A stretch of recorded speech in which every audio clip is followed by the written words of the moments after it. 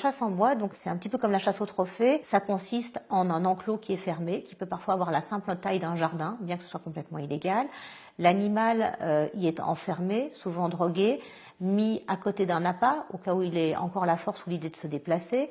Ces animaux sont habitués à l'homme depuis tout petit, donc ils ne fuient pas quand l'homme vient. Quand les chasseurs viennent, comme ces animaux sont habitués à l'homme et à réagir à l'homme, très souvent ils sifflent pour que l'animal se retourne de façon à ce que le chasseur puisse bien lui placer une bonne balle à un bon endroit de façon à ne pas abîmer le trophée. Ces animaux n'ont aucune chance de s'échapper. Vous avez un pseudo-pisteur qui vous fait croire où est l'animal, mais c'est comme un jeu de damier. Ils savent d'abord très bien où ils l'ont mis. Les gens qui viennent là sont des gens divers et variés, parce que c'est de la chasse bon marché, et qui viennent pour tuer du lion. Il n'y a aucun frisson, aucun courage à faire ça.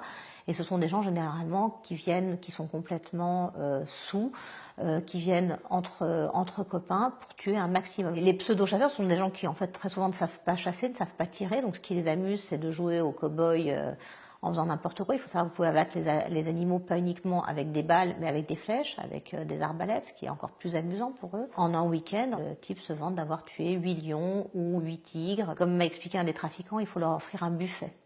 Donc avec un maximum d'espèces à pouvoir tuer. Vous allez payer selon la beauté de l'animal. Plus le lion a une grande crinière, plus il est âgé, plus la crinière est foncée. Si c'est une lionne, c'est moins cher parce que c'est moins beau, entre guillemets. Si ce sont des lionceaux, c'est encore moins cher. Ça tourne en général aux alentours de 20 000 € pour la tuerie.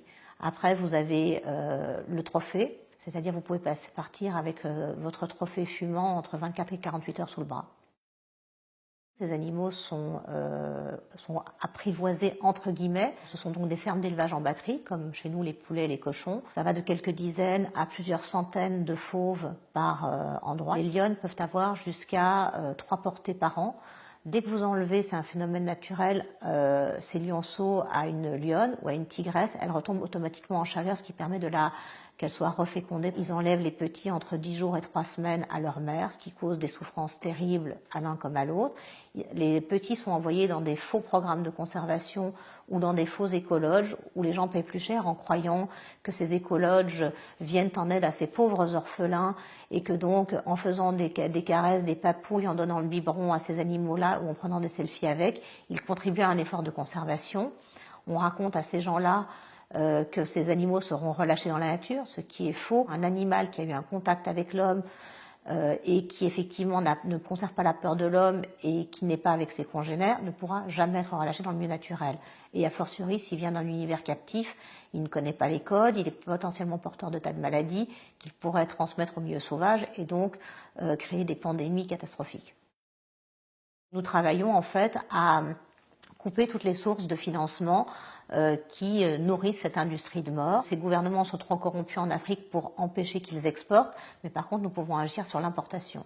Donc nous avons 42 compagnies aériennes qui nous ont suivis, qui refusent de transporter en tout ou en partie des trophées. Nous avons obtenu dans 4 pays des interdictions d'importation de trophées, comme l'Australie, l'Italie, la France et les États-Unis. Bon, là, avec Trump, on a beaucoup de problèmes. Nous travaillons beaucoup avec les industries du tourisme qui promeuvent des différentes activités d'interaction avec les animaux sauvages, avec les lions, avec les guépards, etc. et qui en fait fonctionnent avec cette industrie, se fournissent là.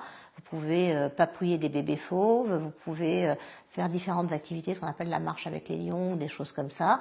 Et une fois que ces animaux sont devenus un peu trop dangereux ou qu'effectivement ils ont atteint un certain âge, maximum 3 ans, 3 ans et demi, mais c'est plus généralement 2 ans, ils sont renvoyés dans les fermes d'élevage en batterie ou sur catalogue, ils sont vendus pour la chasse en boîte et directement en Asie.